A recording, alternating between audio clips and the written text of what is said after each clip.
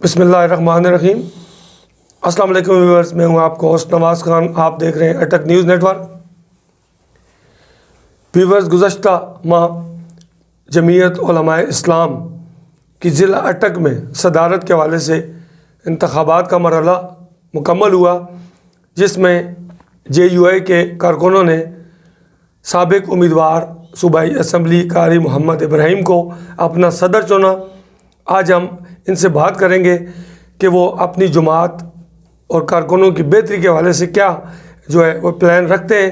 تو قاری صاحب، بہت شکریہ۔ سب سے پہلے تو آپ کو مبارکباد دینا چاہوں گا کہ آپ پر بھاری اکثریت جو تھی کارکنوں کی ڈسٹرکٹ اٹک میں، انہوں نے آپ پر اعتماد کا اظہار کیا۔ تو کیا کمنٹس کرنا چاہیں گے اس مسرت لمحات میں؟ کیا کہنا چاہیں گے آپ؟ بسم اللہ الرحمن الرحیم۔ سب سے پہلے تو محترم نواز خان صاحب، میں آپ کا اور آپ کے چینل کا مشکور ہوں کہ لمحہ بلمحہ آپ ہمارے ساتھ رابطے میں رہتے ہیں اور ہر موقع پر آپ نے اپنے چینل کے ذریعے ہماری آواز ہمارے کارکنوں تک بھی اور عوام تک بھی، جتنے آپ کے دیکھنے والے الحمدللہ اس میں بھی یعنی دن بدن اضافہ بھی ہوتا ہے اور ٹھیک ٹھاک سننے اور دیکھنے والے ہیں۔ تو آپ کے اس چینل کے ذریعے آپ کی یہ شفقت ہے کہ ہماری آواز عوام تک پہنچتی ہے۔ جہاں تک جمعیت علماء اسلام کی یہ خدمت کی بات ہے، صدارت اور امارت کی، تو یہ اللہ کا خصوصی کرم ہے، فیصلے تو آسمان سے ہوتے ہیں۔ تو میں شکر گزار ہوں اپنی جماعت کا، اس کے ذمہ داروں کا، کارکنوں کا، جو ہماری مجلس عمومی ہوتی ہے، انہوں نے مجھ پر اعتماد کیا۔ تو میں اللہ رب العزت سے پر امید ہوں کہ انشاءاللہ اللہ رب العزت مجھے توفیق دے گا کہ میں ان کی امیدوں پر پورا اتروں اور انہیں مایوس نہ ہونے دوں۔ ویسے تو اس سے پہلے بھی ہمارے ضلع کے اندر جو سیٹ اپ موجود تھا، وہ ہمارے مولانا مفتی تاج الدین صاحب امیر تھے، مولانا سید بلال بادشاہ صاحب ہارون سے، سادات خاندان سے الحمدللہ بڑے اچھے انداز سے انہوں نے کام کیا۔ اور بالخصوص مفتی تاج الدین صاحب جو اس وقت کوہستان کے اپنے ضلع میں امیر ہیں، وہ بڑے انتھک انسان ہیں، کوئی کمی انہوں نے نہیں چھوڑی، لیکن ظاہر ہے کہ ہم نے یہ کوشش کرنی ہے کہ اس کام کو سنبھالیں۔ بلکہ اس میں جو میرے ذہن کے اندر جماعت کے لیے خاکہ ہے وہ یہ ہے کہ سر، ہمارا یہ علاقہ جو ہے یہ مذہبی علاقہ ہے، ضلع اٹک علماء کا گڑھ ہے، اور میں پہلے بھی بتا چکا ہوں کہ یہاں علماء کا ووٹ بڑا، دینداروں کا بہت بڑا ووٹ بینک ہے، لیکن اسے جگانے کی ضرورت ہے۔ تو اس لیے میرے ذہن کے اندر جو خاکہ ہے جماعت کے لیے اور جماعت کے تعمیر و ترقی میں کردار ادا کرنے کے لیے جو ضروری اقدامات ہیں وہ یہ ہے کہ میں امیر منتخب ہونے کے بعد پہلا کام میں نے یہ کیا کہ میں مسلسل گراس روٹ لیول پر یونین کونسل کی سطح پر جو ہماری یونین کی یونٹیں ہوتی ہیں، یونین کونسل کی جماعتیں ہوتی ہیں، ان کے ساتھ رابطوں میں آ کر، تاکہ یونین کونسل سے ضلع اور تحصیل، اور یونین کونسل تحصیل کے ساتھ، تحصیل ضلع کے ساتھ، ضلع صوبے کے ساتھ اور صوبہ مرکز کے ساتھ، تاکہ یونین کونسل سے مرکز تک یہ ربط رہے، یہ کنیکٹ رہیں۔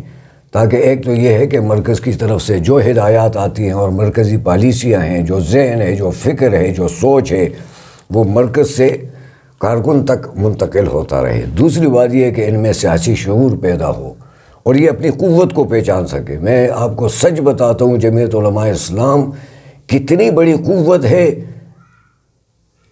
اگر یہ بھی ہم سمجھ گئے کہ ہم کتنے طاقتور ہیں، ہم سے زیادہ ہمارا مخالف سمجھتا ہے۔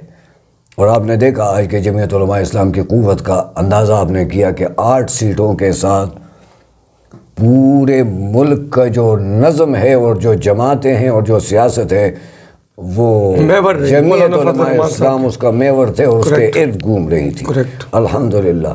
اور بات وہی ہوئی جو مولانا فضل الرحمان صاحب چاہتے تھے اور سب نے اس پر اتفاق کیا۔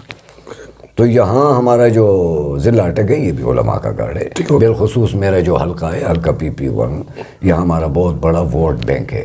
تو میں دراصل میری جو کوشش ہوگی اور جو میری سوچ ہے وہ یہ کہ جمعیت علماء اسلام کو ضلع اٹک میں ایک مضبوط اور مثالی پارلیمانی قوت بنایا جائے. ٹھیک ہوگا انشاءاللہ. ماشاءاللہ. اچھا قاری صاحب، ڈسٹرکٹ اٹک کی JUI کی جو کارکنوں کی باڈی تھی آپ کی، انہوں نے ڈسٹرکٹ اٹک کی صدارت کا جو تاج تھا وہ آپ کے ساتھ سجا دیا. تو ایک تو کائنڈلی یہ بتائیے گا کہ آپ کے ڈسٹرکٹ میں کارکنوں کی تعداد کتنی ہے؟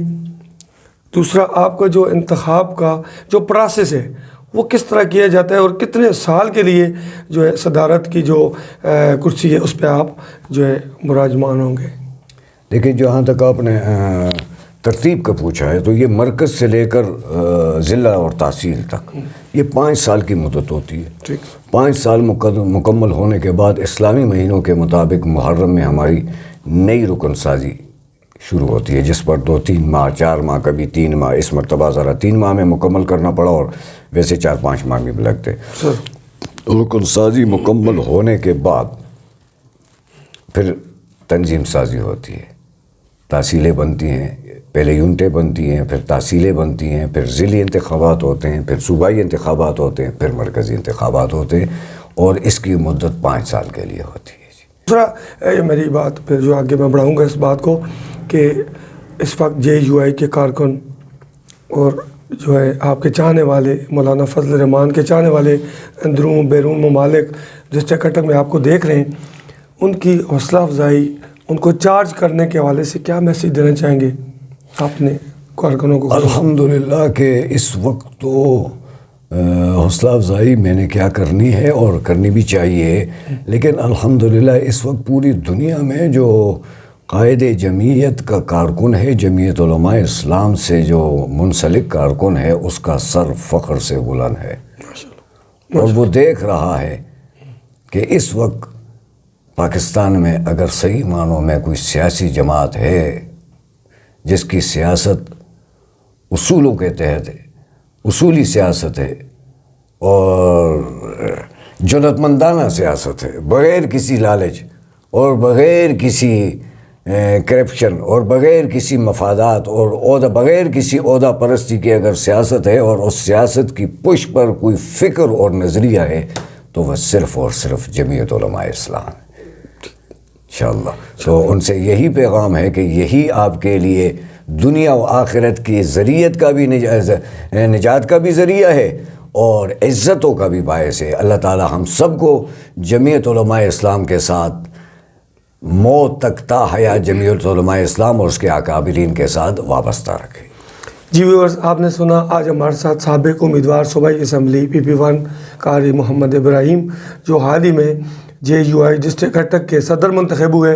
وہ اپنے خیالات ہمارے ساتھ شیئر کر رہے تھے، اور آخر میں کارکنوں کے نام پیغام بھی انہوں نے جو ہے وہ ان کو دیا.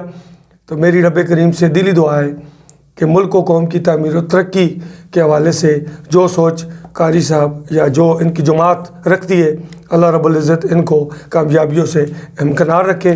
انہی الفاظ کے ساتھ مجھے اور میرے معزز مہمان گرامی قاری محمد ابراہیم صاحب کو دیجیے اجازت.